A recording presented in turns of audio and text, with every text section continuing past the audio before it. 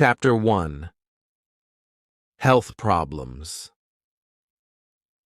There were 4 of us: George, William Samuel Harris, myself, my friends call me Jay, and Montmorency. We were sitting in my room and were smoking and talking about our bad health. We were all feeling very ill, and we were unhappy about it. Harris said he felt dizzy sometimes. George felt dizzy too. My big problem was my liver. I knew I had a bad liver. I had read about all the symptoms of liver disease in a book. I had every symptom that was written. Every time I read about an illness, I realize that I have it. One day, I had a little health problem. I went to the British Museum library to read about it. After some time, I began reading about another illness. I don't remember the name now, but it was something terrible. I knew I had that terrible illness too. I began reading the book from the letter A to the letter Z. I had the symptoms of all the diseases in the book, except for one. I didn't have housemaid's knee. This made me a bit unhappy. Why didn't I have housemaid's knee too? With all the diseases I had, I knew my life was short. I tried to examine myself. I tried to feel my heart. I tried to look at my tongue. When I had walked into the library, I had been a happy, healthy man. When I left it, I was a very ill man. I went to see my doctor. He is an old friend. Whenever I think I am ill, he examines me and says I am fine. A doctor really must have practice. This time, I thought, he will get more practice with me than with 1,000 normal patients. After all, normal patients have only 1 or 2 diseases each. "Well, what's wrong with you?" he asked. I said, "If I tell you what is wrong with me, you will die before I finish. Life is too short. I'll tell you what is not wrong with me. I don't have housemaid's knee, but I have everything else." I told him about what I had read at the library. He looked at me carefully. He listened to my heart and looked at my tongue. After that, he wrote a prescription and gave it to me. I put it in my pocket and went out. I didn't read the prescription. I took it to the chemist's and gave it to him. He read it and gave it back to me. He said, "I don't have the things on the prescription." "But you're a chemist, aren't you?" I asked. He said, "You're right, sir. I'm a chemist. I don't have a shop and a hotel." I read the prescription. It said, every 6 hours, lb of good, fresh meat, pint of beer, every morning, 10-mile walk, go to bed no later than o'clock each night, and don't read books about things you don't understand. I followed the doctor's prescription. It saved my life. I now feel rather well, except for my liver problem. The main symptom of liver disease is a general feeling of sleepiness and no interest in working. I have suffered from this illness ever since I was a boy. Medical science was not advanced in those days. Doctors did not know that I had liver illness. They thought I was lazy. People called me a lazy little devil and said, "Go and do your work." They did not know I was ill with liver disease.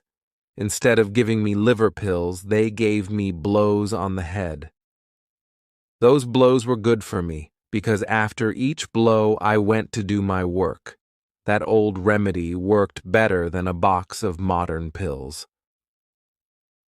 That evening, George, William Harris, and I sat in my room. We described our illnesses. I explained to George and William Harris how I felt in the morning. William Harris told us how he felt when he went to bed. Then George stood up and told us how he felt at night. George always thinks he is ill, but there is really nothing wrong with him. At that moment, Mrs. Poppets, the housekeeper, I served our dinner. We were not hungry. We ate some meat, onions, and cake. We had no interest in food. We began talking about our illnesses again. We all knew that our illnesses were caused by too much work. "We need a rest," said Harris. "A rest and a change," George added. "Our minds are tired from too much work. We must rest our minds." "Let's go to the countryside," I said. "We'll find a nice, quiet place with no people." Harris said, "Oh, how boring! In the country, everyone goes to bed at 8 o'clock. You can't even find a newspaper. If you want a rest and a change, then the best place is the sea." "What a terrible idea," I said. "A sea trip gives you seasickness. Who wants a whole week of seasickness? You leave on Monday and you're feeling well. On Tuesday you feel worse. Then on Wednesday you're really sick. On Thursday and Friday you're almost dead. On Saturday you can finally drink a few teaspoons of tea. On Sunday you can walk again and eat some food. Then on Monday you're happy because it's time to get off the boat."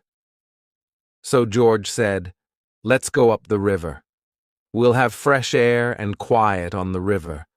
The hard work on the boat will make us hungry, so we'll enjoy our food. We'll be so tired at the end of the day that we'll sleep well." Harris said, "You don't have any trouble sleeping, George. There are only 24 hours in the day, and you sleep most of that time. If you sleep any more, you're dead. However, I like your idea of a holiday on the River Thames." I liked it too. George was surprised that we both liked his idea. The only one who didn't like the idea was Montmorency, my fox terrier. He looked at us with his big eyes. "You like the idea, but I don't," his face said. "On the river there's nothing for me to do. I don't like looking at the trees. I certainly don't smoke. If I see a rat, you won't stop the boat so I can run after it. When I'm asleep, you'll probably rock the boat and I'll fall into the river. The whole idea is stupid." We were 3-1, so we decided to go on the river trip. Chapter 2. Planning the Trip. We looked at the maps and we discussed plans. We decided to start from Kingston the following Saturday. "Harris, you and I will go to get the boat at Kingston," I said. "Then we'll take it up the river to Chertsey, where we'll meet George. George works in the city until the afternoon. George goes to sleep at a bank from 10 o'clock to 4 o'clock, Monday to Friday, except on Saturdays. On Saturdays, they wake him up at 2 o'clock and put him outside the door." The next problem was where to sleep at night. George and I didn't want to sleep at inns. We wanted to camp out in the middle of nature. "How beautiful," we said. "Sleeping in the country, under the stars, by the river." "I can imagine it all," I said. There is a golden sunset. The river is moving along quietly. The forest is full of trees and birds. The grass around us is green, and little flowers grow here and there. Soon it is dark. We row our boat into a quiet corner on the river. We put up our tent and cook a simple, healthy meal. We all sit around a warm fire and eat our meal. We look up and see the moon and the stars. Then we sit in silence. How wonderful this is. We go to bed, and then we dream under the stars. We dream that the world is young again. As we all sat there dreaming, Harris said, "What happens if it rains?" There is nothing poetic about Harris. He is not romantic at all. If Harris ever has tears in his eyes, He is eating raw onions. If you stand by the sea with Harris and say, "Listen to the sounds of the sea," can you hear spirits singing sad songs, the songs of those who died in these waters? He will take you by the arm and say, "I understand, my friend. You're not feeling well. Now come with me. I know a place around the corner here where you can get some good whiskey. You'll feel better soon." Harris always knows where you can find a good whiskey. Harris was right about camping out when it rains. It's not nice at all. Just imagine, it is evening. You are all wet. There is water in the boat and all your things are wet. You find a place on the riverbank. You get out of the boat and pull out the tent. Now 2 of you try to put it up. The tent is wet and very heavy. It is raining hard. The wind is blowing. The wet tent flies about. It falls on your head and makes you angry. It is difficult to put up a tent in good weather. It is impossible to do so in wet weather. The other man is of no help at all. He is a complete fool. The wind continues to blow and the rain continues to fall. You look at the other man and say, "What are you doing with your side of the tent?" "What are you doing?" he answers. "Don't pull on your side," you shout. "I didn't pull. You pulled," he shouts. "You're doing everything wrong," you shout. "What?" he shouts. "I can't hear you." "You don't know how to put up a tent. We'll never put up this tent," you say. At this point, the third man has pulled the boat out of the water. He is completely wet. He wants to know why the tent isn't up yet. Everyone is wet and angry. Harris was right. Camping out in rainy weather is not a good idea. We decided to camp out in good weather and sleep at an inn or a hotel in bad weather. Montmorency agreed with this decision. He likes inns and hotels. Montmorency doesn't like the quiet life. He prefers noise and confusion. He looks like a good, well-behaved dog. But he's not. When you look at Montmorency, you see an angel from paradise in the form of a small fox terrier. You think he is a sweet, gentle little dog. When old ladies and gentlemen look at him, tears come to their eyes. When he killed 12 chickens, and I paid for them, I changed my opinion of Montmorency. In 1 year, he had 114 street fights with other dogs. An angry woman brought me her dead cat and called me a murderer. Montmorency loves to join the worst dogs. He then takes them around town to fight other dogs. This is his idea of a happy life. Chapter 3 Packing. The following evening, we met again to discuss our plans.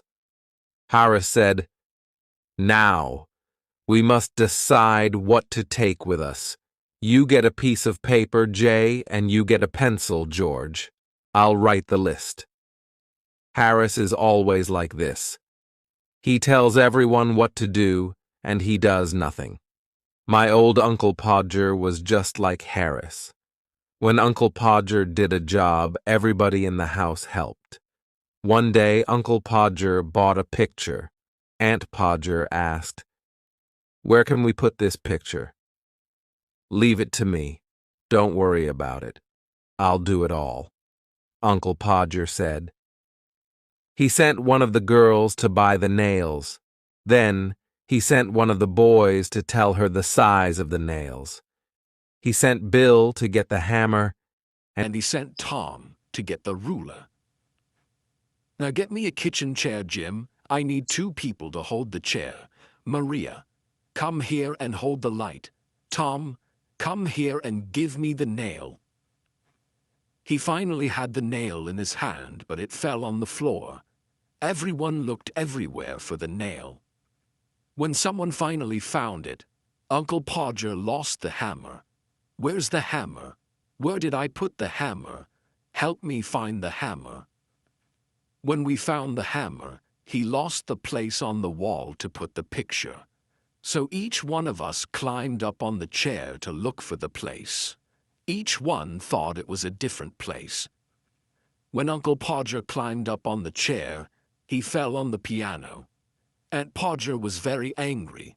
She said, "The next time you put a picture on the wall, please tell me. I'll go and spend a week with my mother." Uncle Podger tried again and again. At midnight, the picture was on the wall. However, it was not straight. The wall was dirty. Everyone was tired and unhappy. Uncle Podger looked at the picture and said, "It was such an easy job." I told Harris, "You get the paper and pencil. George will write the list and I'll do the work." The first list was too long. We threw it away. We started another list. In order to travel to the north part of the River Thames, we need a small boat, George said. With a small boat, we can carry only necessary things. We won't take a heavy tent. We can put a canvas cover over the boat at night. It will be like a little house, warm and comfortable. We made a list of all the clothes we needed. George said he knew everything about the right clothes for a trip. We discovered later that this wasn't true. We talked about food next. George said, "Let's continue with breakfast. For breakfast, we'll need a frying pan." "That's quite difficult to eat," Harris said, smiling. "Stop being stupid, Harris," I said. "Let's continue," said George. "We'll need tea, sugar, eggs, bacon, bread, butter, and jam. For lunch, we can take biscuits, cold meat, and fruit. But no cheese. The smell of cheese is too strong. After a day or two, everything will smell of cheese. For dinner, we can take meat pies, fruit pies, tomatoes, and green vegetables. This good food will keep us healthy," George said. "We didn't take wine or beer because they both make you sleep." George continued, "We'll also need a teapot, a pan, and a camping stove.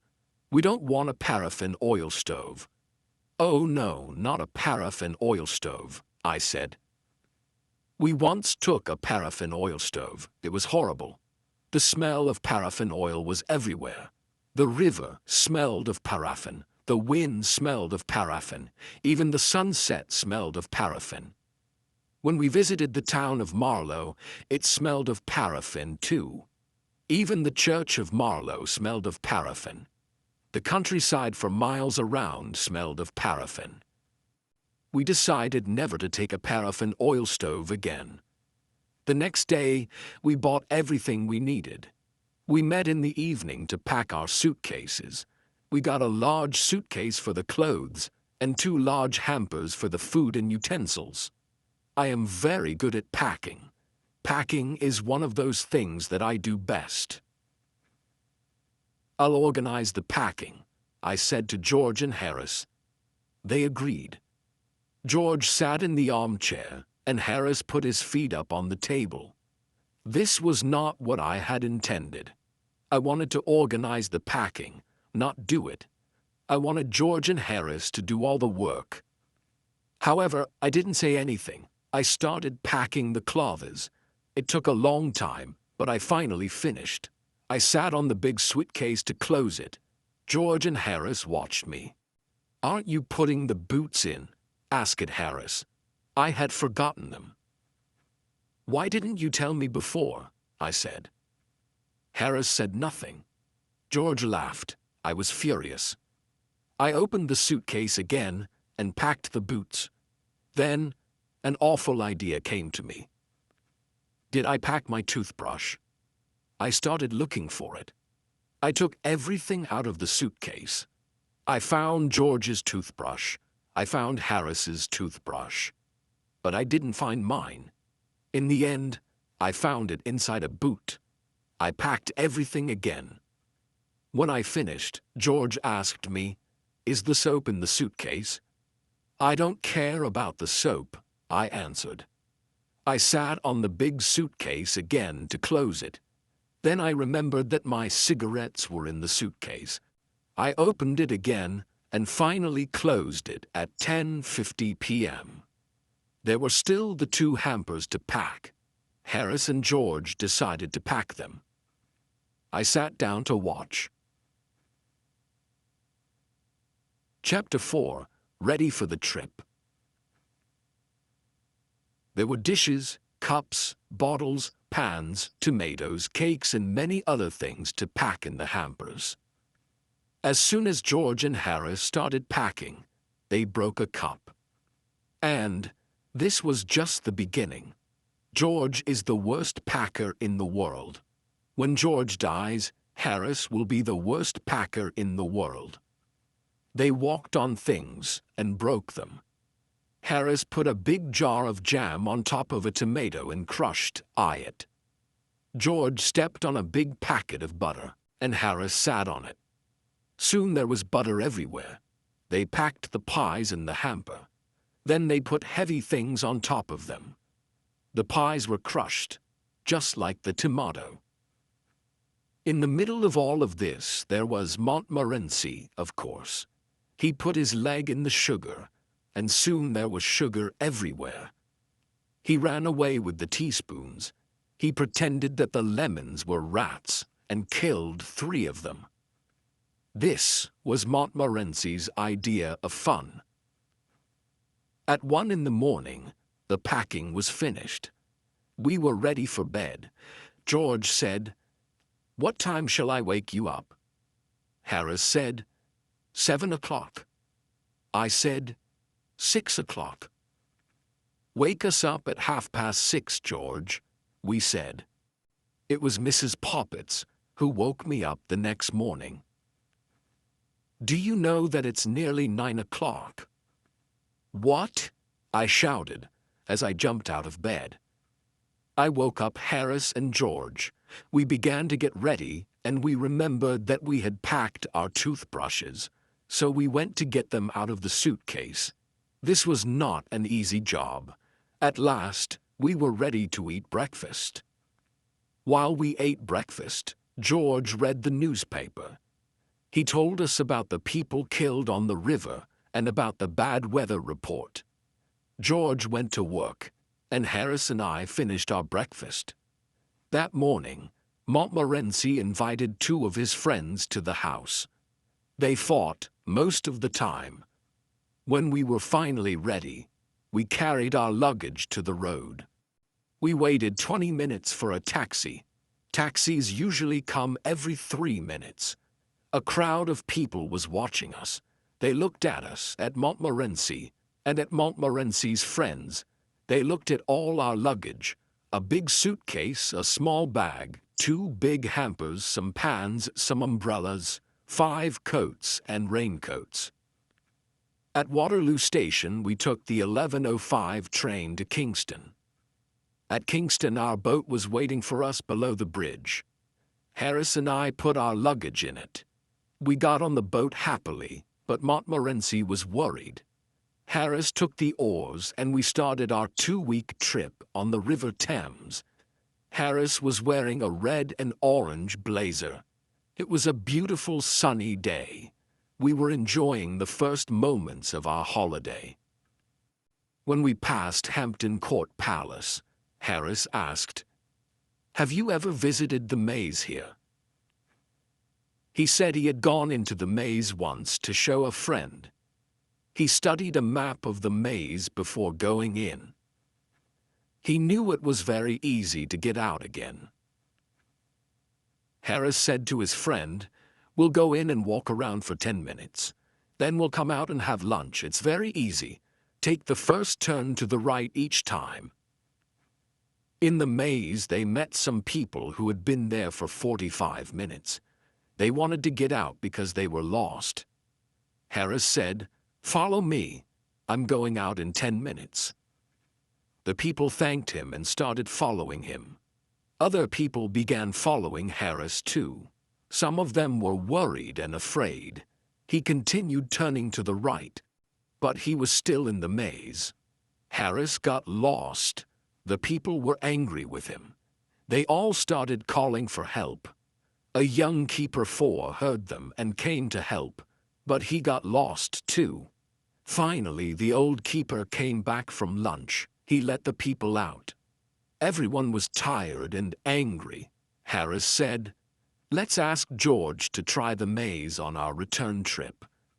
"Not a bad idea," I said. When we passed Molasay Lock, we were the only boat in the big lock. Usually, the lock is a very busy place. On Sundays, there are boats everywhere. People like the river and the sun. It's such a beautiful picture. The river, the trees, the flowers, and the people in their colorful clothes. At Hampton, Harris wanted to stop the boat and have a look at the church. I don't like visiting churches, but Harris loves it. I came on the trip only because I wanted to visit Hampton Church. You know, I love churches, churchyards, and tombs.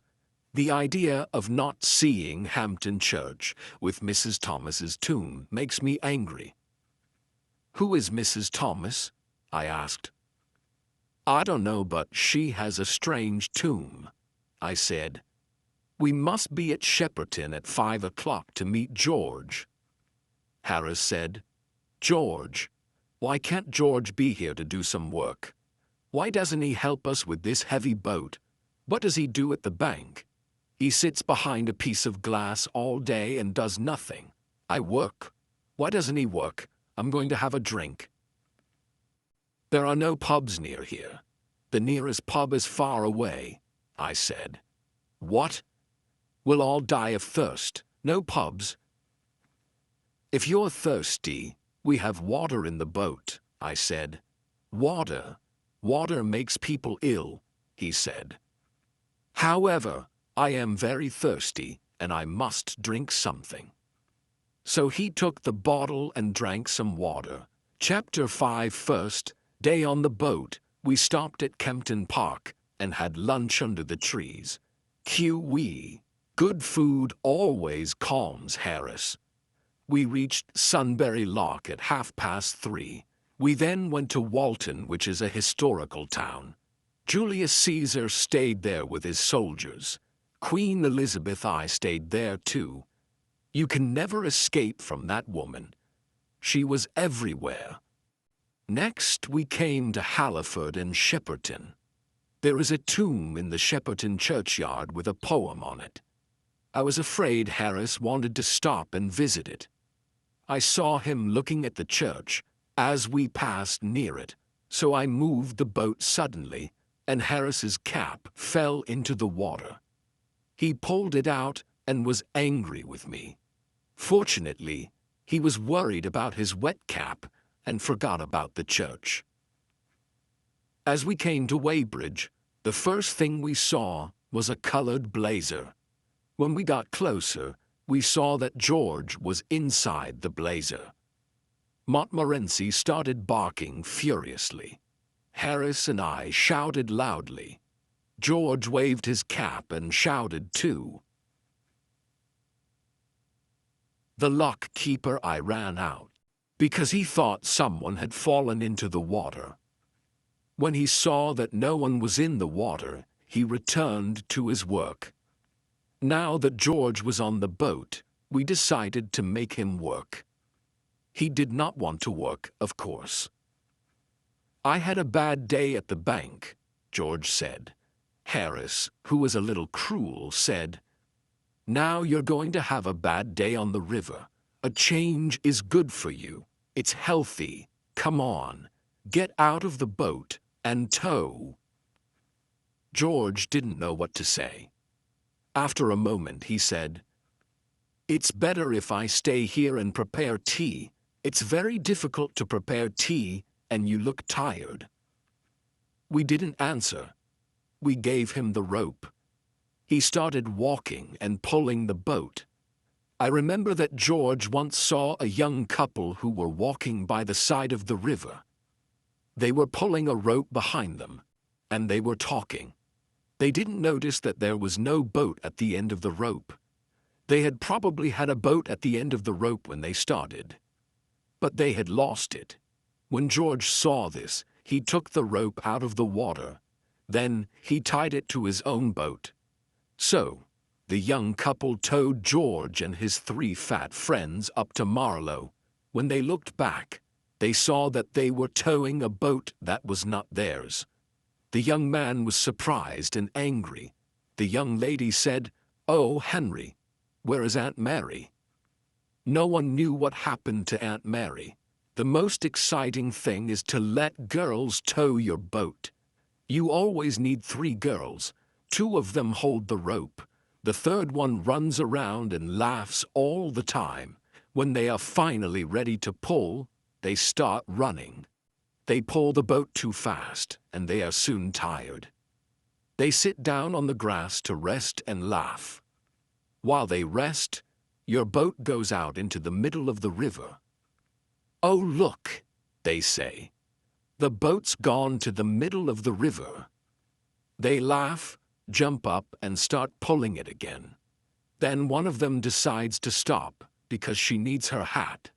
Then another wants her red shawl. Now one of them needs a comb for her hair. The other wants her handkerchief. This goes on for most of the afternoon. It is never boring when 3 girls tow a boat. George towed us to Pet and Hook. We stopped there and decided to spend the night on the boat. We found a pretty place. We tied our boat to a big tree. We were all hungry and we wanted to eat. However, George said, "No, let's put the canvas cover on the boat first. It will only take a few minutes." It looked simple, but it wasn't. There were 5 metal rods. You put them into special holes in the side of the boat. I didn't think this was dangerous work, but it was. I'm surprised that we are still alive to tell the story. First of all, the metal rods did not go into their holes. We jumped on them, kicked them, and pushed them. When the rods were in their holes, we tried to put the canvas cover on the boat. George took one part of the cover. He tied it at the front of the boat. Harris stood in the middle to help George with the cover. George did his job well, but Harris was completely confused. After 10 minutes of hard work, Harris was inside the cover. He was fighting to get out. He accidentally knocked George down. Now George was inside the cover too. They fought with the cover. I heard some very bad words. I thought the job must be very difficult. I didn't understand what was happening. George and Harris had told Montmorency and me to stand at the back of the boat. We did exactly that. We waited quietly. We saw the cover moving violently, but we thought this was the correct method. After a long time, we heard George shout, "We can't breathe under here. Why don't you help us, you idiot?" When someone calls for help, I always answer. I went to help them. Poor Harris. His face was almost black. Chapter 6. Harris makes scrambled eggs. As soon as the cover was in place, we started to prepare supper. We wanted some hot water to make tea. We put the tea kettle on the stove. We pretended that we were not interested in the water. We wanted the water to think that we did not care about it. We began to prepare supper. This was the only way to make the water boil on a boat. If the water knows you are waiting for it, it will never get hot. You must not look at it. It's a good idea to shout, "I don't want any tea. Do you, George?" George shouts back, "Oh no, I don't like tea. I'll have milk." "And you, Harris?" "Tea is terrible. I never drink it. I'll have lemonade." This makes the water very angry. At this point, the water will boil. We really wanted that supper. We needed that supper. For 35 minutes, nobody spoke. We just ate and ate. Finally, we all had full stomachs, and we were happy. A full stomach makes you feel kind and generous. We sat and smiled at each other. We smiled at Montmorency too. We started smoking our pipes and began to talk. We went to bed at 10 o'clock. I didn't sleep well. I wasn't comfortable in the boat. I woke up at 6 o'clock the next morning, and George did too. There was no reason to wake up so early. We were on holiday. Why did we wake up so early? It never happens to us when we're working. We decided to wake up Harris. This was hard work. We used an oar to help us. Harris moved a bit and said, "I'll be downstairs in a minute. Get my best boots ready, please." We tried again with a boat hook. Harris sat up suddenly, and Montmorency fell off the bed. We pulled up the canvas cover, and all four of us looked out at the river. We were very cold. We had planned to go swimming, but the water looked so cold and wet. "Well, who's going swimming first?" asked Harris. No one wanted to be first. George decided to get dressed. Montmorency barked with horror at the idea. Harris went to look for his trousers. I decided to go to the riverbank and throw some water on myself. I held on to the branch of a tree as I moved to the water. It was very cold, and I decided not to go in. I wanted to go back to the boat. But suddenly, the branch of the tree broke. I fell into the river along with my towel. I also drank about a bottle of Thames water. "Good heavens, old Jay is in the water," Harris said. "How's the water?" George asked. "It's lovely," I answered. "Why don't you come in?" Nobody wanted to try the water. When I got back to the boat, I was very cold. I wanted to put on my shirt, but it fell into the river. This made me angry. George started laughing. "I don't see anything to laugh at," I said. George laughed even more. I never saw a man laugh so much. I was cold and furious. I was trying to get my shirt out of the river. George was laughing louder and louder. "Stop laughing, you stupid idiot," I shouted. When I finally pulled the shirt out of the river, I saw that it wasn't mine, it was George's shirt. I started laughing too. I laughed so much that I dropped the shirt into the river again. "Aren't you going to get it out?" said George, who continued laughing. I didn't answer him for a while because I was laughing so much. At last I said, "It isn't my shirt. It's yours." I never saw a man's face change so quickly. "What?" he shouted. "You donkey, why can't you be careful with things? Why don't you go and get dressed on the riverbank? People like you don't know how to live on a boat." I tried to tell him how funny it was, but he didn't understand. George is a little slow at understanding a joke sometimes. Harris said, "I'm cooking scrambled eggs for breakfast this morning.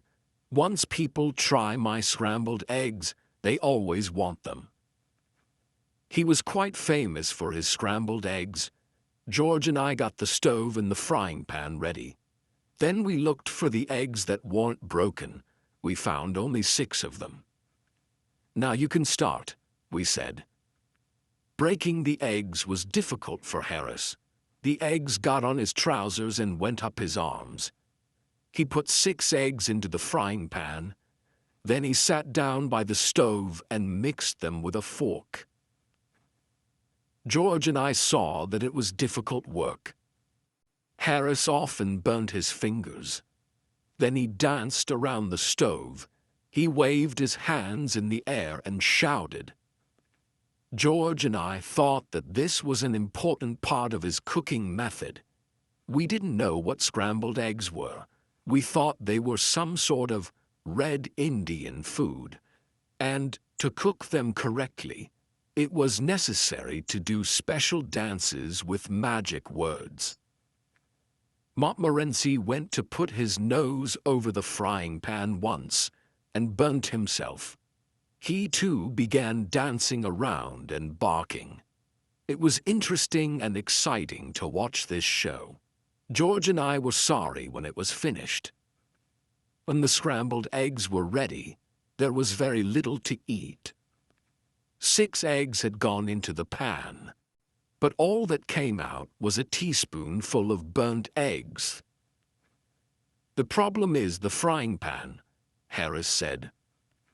"I need another type of pan and another stove." We decided not to try scrambled eggs again until Harris had the right pan and stove. Chapter 7. The Laughing Tin. When we finished breakfast, the sun was up and it was a warm morning. I sat on the river bank near Runnymede. I thought about King John, who signed the Magna Carta at Runnymede in II-5. What a great moment in English history. I imagined the scene. George came over and said, "When you finish resting and dreaming, please help me wash the dishes and other things." I cleaned the frying pan with some grass and with George's wet shirt. Later on, we went to Magna Carta Island. We saw the stone where the Magna Carta was signed. In this area, King Henry VIII met with his sweetheart, Anne Boleyn. I am certain that King Henry VIII met Anne Boleyn in several other places too. We continued slowly up the river and stopped for lunch near Monkey Island. We had cold meat for lunch. "Where's the mustard?" I asked. "The mustard," Harris said. We had forgotten to bring the mustard. At that moment, we all wanted mustard more than anything in the world. "How boring life is without mustard," said George. We ate our cold meat in silence. We thought about the happy days of childhood when there was lots of mustard on the table. The adult world can be a cruel place. All 3 of us loved tinned fruit. George brought out a tin of pineapple. This was perfect to make us forget the mustard. We felt that life was smiling at us again. "Look at the picture on the tin," said Harris. I can't wait," I said.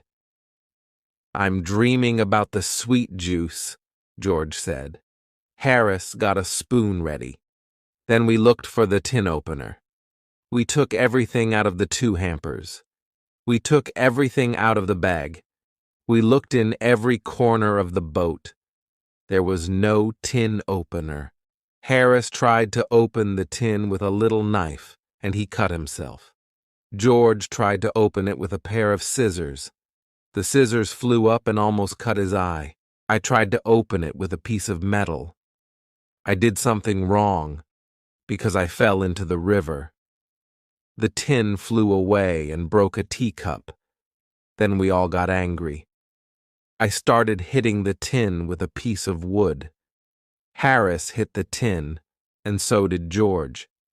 We changed its shape. We made it square. We made it round. Then we made it flat. But we still couldn't open it. The tin looked at us and seemed to be laughing. It was ugly, and it frightened us. I threw it in the river.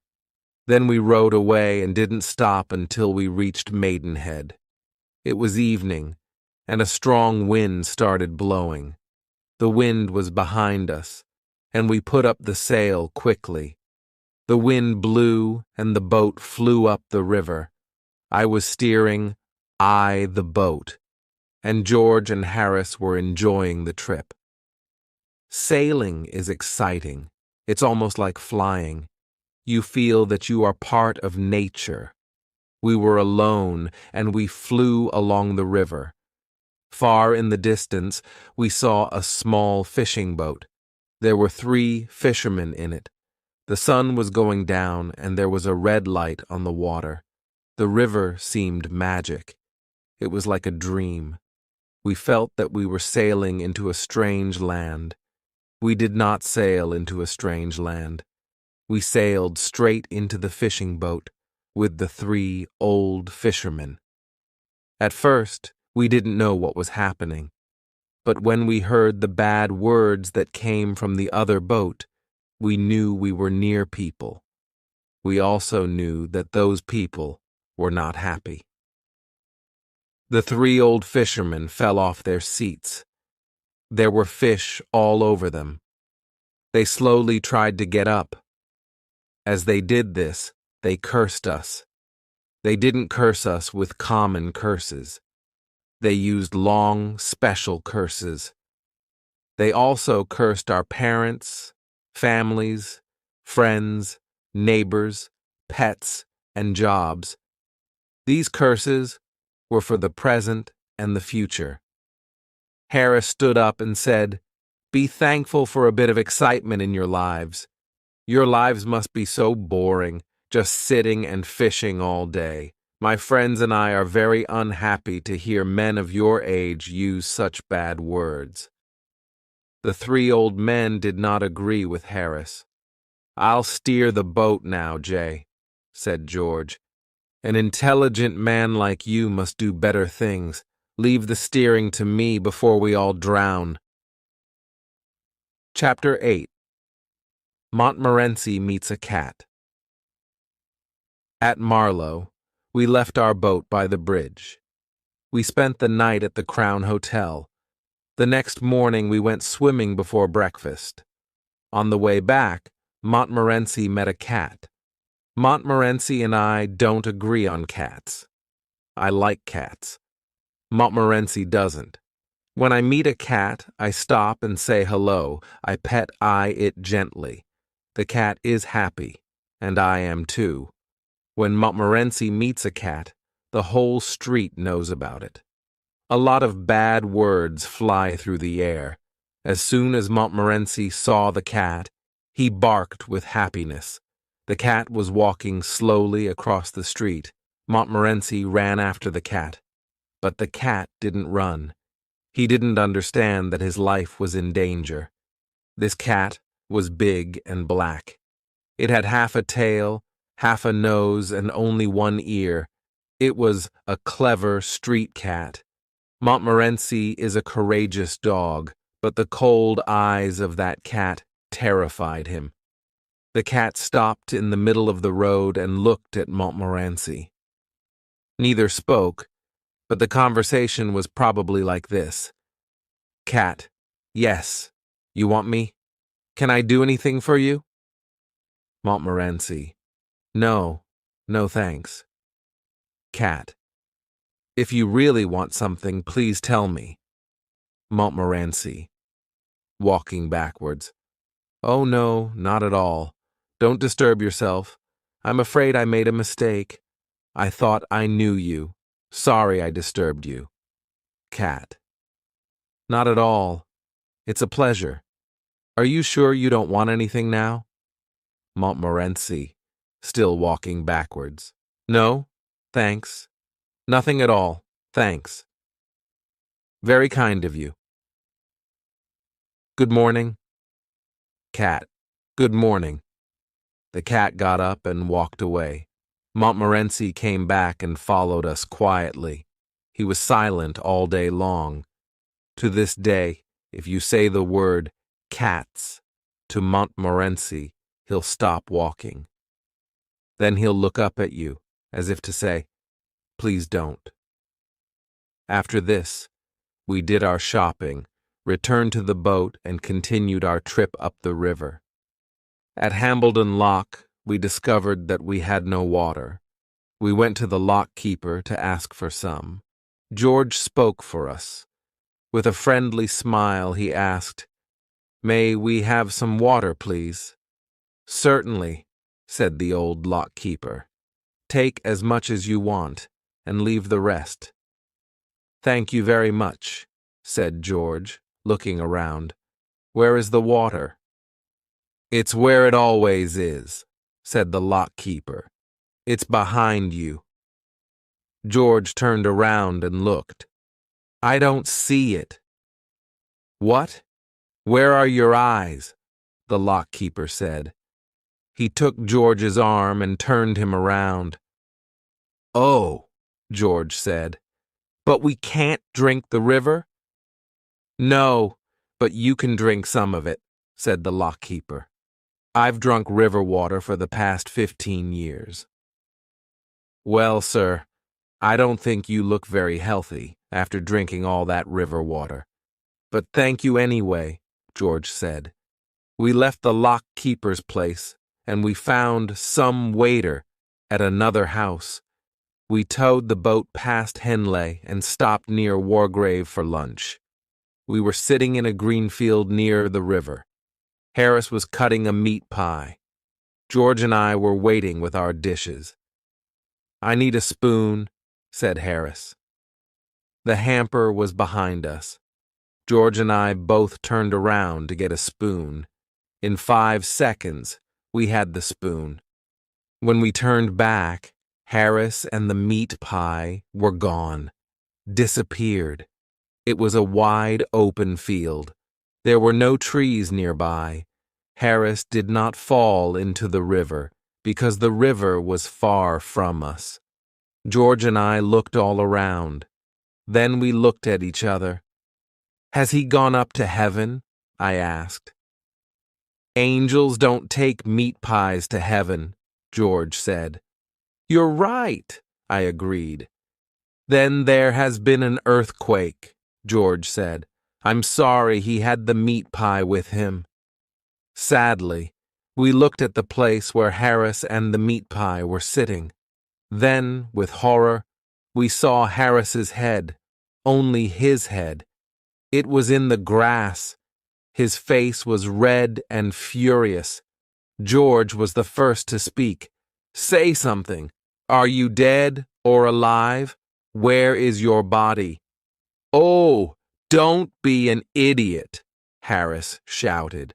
I think you made this happen. You told me to sit there. It's your stupid joke. Here, take the pie. Harris didn't know it, but he had been sitting next to a big hole. The long grass covered it. He fell into the deep hole without knowing anything. At first, he thought that it was the end of the world. Harris still thinks that George and I planned it all. Chapter 9. Fighting Swans. After lunch, a gentle wind pushed us up the river past Wargrave and Shiplake. We got out of the boat at Sunning and walked around the village. Sunning is a lovely village. Everything is clean and beautiful. Each house is covered with roses. We decided to return to one of the Shiplake Islands to spend the night. George said, Let's have a special supper tonight. Let's make an Irish stew. We can put everything into one big pan. What a wonderful idea, Harris and I said. I'll get the wood and make a fire, George said. You two can peel the potatoes. This was a very big job. We were happy and excited. But when we peeled our first potato, we understood that this was not exciting. It was hard work. The first potato we peeled looked like a pea. George looked at it and said, No, no, no, there's no potato left. Do it like this. We worked hard for half an hour, but we peeled only 4 potatoes. We refused to continue.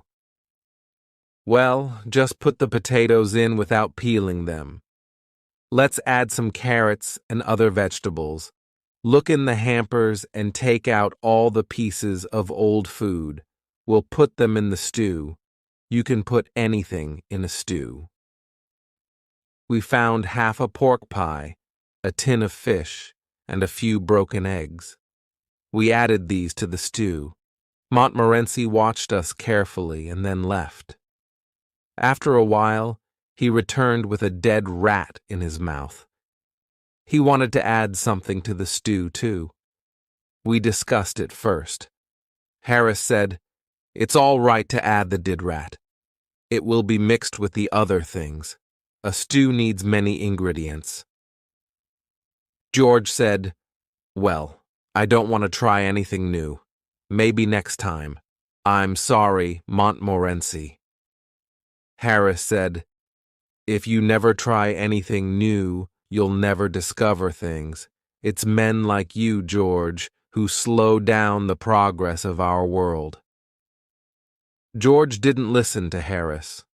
The Stew was a great success.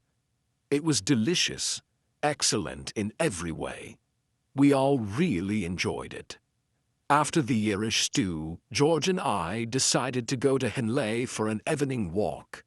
Harris wanted to stay on the boat and drink a whiskey. When we returned to the boat, Harris was sad and confused.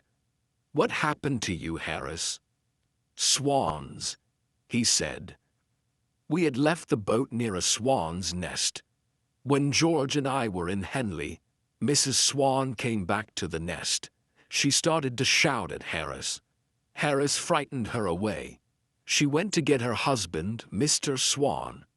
Harris had a terrible fight with these two swans. Harris finally won the fight. However, half an hour later, Mr. and Mrs. Swan returned with 18 other swans. There was a horrible fight. The swans attacked Harris and tried to pull him off the boat. They wanted to drown Harris and Montmorency. Harris fought with courage for 4 hours. In the end, the swans slowly swam away to die. "How many swans were there?" George asked. 32, said Harris, who was sleepy. "But you said 18 before," George said. "No, I didn't. I said 12. Do you think I can't count?" We never discovered the truth about the swans. We asked Harris about it the next morning. He said, "What swans?" He thought that George and I were dreaming. That night, Harris had trouble sleeping. He woke me up about 12 times during the night. He was looking for his clothes. George woke you up too. "Why do you need your trousers? It's the middle of the night," George said. Later, Harris was looking for his shoes. Then he asked for his socks and his umbrella. We woke up late the next morning. We had a small breakfast, and we were ready to go. We agreed that we would row the boat and not tow it. Harris said, "George, you and Jay can row. I'll steer." I didn't like this idea, and I said, "No, Harris. You and George row so that I can rest." I was doing too much work on this trip. I always think that I work too much. It's not because I don't like work. I love it. I find it very interesting. I can sit and look at it for hours. You can't give me too much work. I like collecting it. My office is full of it. I'm very careful with my work too. Some of the work in my office has been there for years. It is in perfect condition. It isn't dirty or anything. That's because I take good care of it. Harris said, "On this boat, I'm the only one who works." George said, "You do nothing but eat and sleep, Harris. I'm the only one who works. You and Jay are very lazy people." Harris laughed and said, "George, work. Have you ever seen George work?" I agreed with Harris. George never worked. "How do you know if I work, Harris? You're always sleeping, except at mealtimes. Have you ever seen Harris awake, except at mealtimes?" George asked me. I agreed with George. Harris worked very little on the boat. "Oh, please. I do more work than old Jay," Harris said. Well, it's difficult to do less work than old Jay, George added. Old Jay thinks he's a passenger and doesn't need to work, Harris said. After this discussion, I said to Harris, you and George row the boat up to Reading. At Reading, I'll tow it. Chapter 10. 3 men out of a boat. We reached Reading at about 2 o'clock. The river here is very dirty, so we moved on to Streatley. We stayed at Streatley for 2 days. We took our clothes to a laundrywoman. We had tried to wash them in the river, as George told us. The river was so dirty that our clothes collected all the dirt from the water. The river became cleaner, but our clothes became dirtier. The laundrywoman was very surprised to see such dirty clothes. She looked at them and said, "This will cost you 3 times the usual price." We agreed and paid her. The river near Streatley and Goring is excellent for fishing. It is full of different types of fish. Some people sit and fish there all day. However, they never catch any fish. The local fisherman's guidebook doesn't say anything about catching fish. It only says that the place is a good fishing area. And it is. You can see many fish swim past, but you can't catch them. When you go for a walk by the river, you can see hundreds of fish. They come and stand half out of the water. Their mouths are open for bread. If you go swimming, they come to look at you and disturb you. You cannot catch them, however. We passed by Wallingford and Dorchester. Both are ancient British towns. In the days of the Roman Empire, the Romans camped here and built fortifications.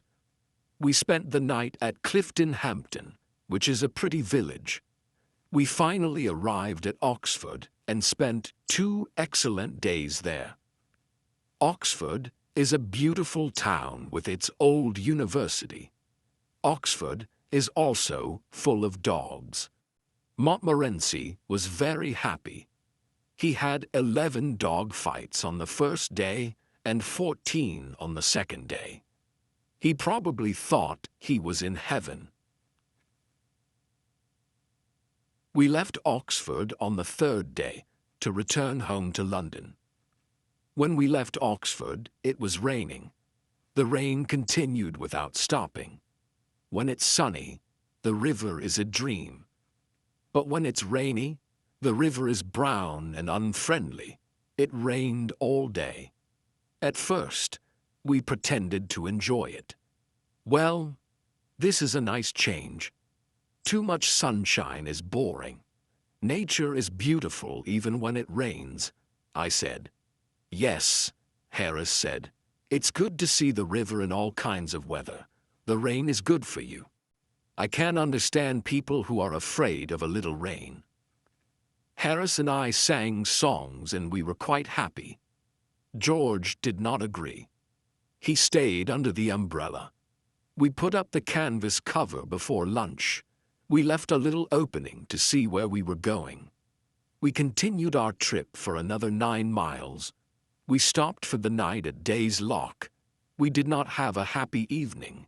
The rain never stopped. Supper was not good. We were really tired of cold meat. We dreamt about our favorite foods. Harris talked about fish cooked in a special sauce. Harris gave his cold meat to Montmorency. He looked at it and turned his head.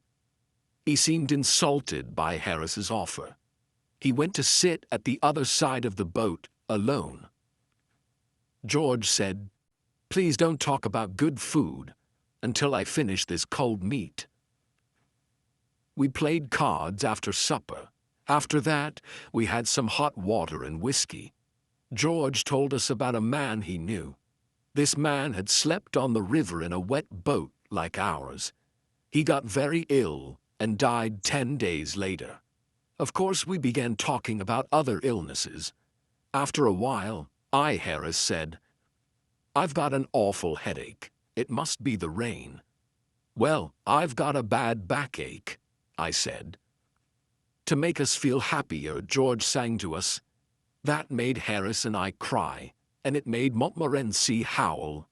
There was nothing else to do, so we went to bed. We didn't sleep well at all. We were awake at 5 o'clock the next morning. Our second rainy day was the same as the first. It rained all day. We moved slowly along the river. We agreed to continue our trip, even if it killed us. It's only 2 more days, Harris said. We're young and healthy. Maybe we'll be all right. We talked about our evening. With this weather, we can have dinner and take a walk in the rain. Or we can have dinner and spend an hour in a pub, I said. That's not very exciting, said George. It's much more interesting to go to the Alhambra Theatre in London, said Harris. And then have supper at that little French restaurant, I added. But we have decided to stay and die on this boat, said George. However, there's a train that leaves Pangbourne after 5 o'clock. It gets to London in time to eat something, and then go to the theatre. Everyone was silent. We didn't say one word. We looked at one another. Then we got out the big bag and got our clothes ready. 20 minutes later, 3 men and a dog were going to the railway station. We lied to the boatman at Pangbourne. We didn't have the courage to tell him the truth. We were running away from the rain. We asked him to take care of the boat until the next morning. If something happens, we'll write to you, we said, telling him a big lie. We reached Paddington Station at 7 o'clock. We went directly to the restaurant and had a small meal. Montmorency stayed at the restaurant while we went to the theatre. We'll return at 10:30 for the dog and for a good supper, I told the restaurant owner. The man at the ticket office of the theatre said, "Oh, you're the famous acrobats from the Himalaya Mountains. You're late for the performance. Please use the side door." We explained to him that we were not acrobats. He understood and sold us 3 tickets. Our clothes probably looked a bit old and strange. At the Alhambra Theatre, everyone looked at our clothes and smiled. Some people laughed. After the theatre, we went back to the restaurant. We enjoyed our delicious supper. After 10 days of eating cold meat, we were thankful for this supper. We ate it without speaking. Then we sat back and felt happy and kind. Harris, who was sitting next to the window, pulled back the curtain. He looked at the wet street. It was rainy and dark. The wind was blowing. A few people walked past under their umbrellas. Harris took his glass and said, "Well, we had a good trip, and I say thank you to old Father Thames. But I think we were right to come back when we did. Here's to 3 men well out of a boat." Montmorency stood on his back legs in front of the window. He looked at the wet night and gave a short bark of agreement. The end.